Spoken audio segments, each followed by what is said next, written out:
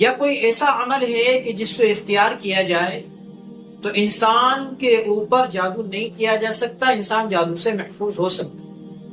تو اس سلسلے میں اللہ کے نبی صلی اللہ علیہ وسلم سے 3 چیزیں نقل کی گئی ہیں کہ آپ علیہ السلام نے جادو سے بچنے کا یہ طریقہ بیان کیا ہے اور فرمایا ہے کہ ایک مسلمان کو چاہیے کہ وہ جادو سے بچنے کے لیے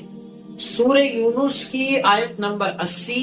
اور سورہ یونس کی آیت نمبر 81. فلما جاء السحرة قال لهم موسى ألقوا ما أنتم ملقون فلما ألقوا قال موسى ما جئتم به السحر إن الله سيبطله إن الله لا يصلح عمل المفسدين. اور اسی طرح معوذتین یعنی کہ سورۃ الفلق اور سورۃ الناس، یہ دونوں صورتیں، اور اسی طرح ایک دعا بسم اللہ الذی لا یضر مع اسمہ شیء فی الارض ولا فی السماء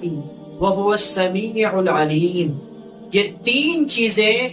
آدمی 3 مرتبہ صبح پڑھ لے اور 3 مرتبہ شام کے وقت پڑھنے کا اہتمام کرے.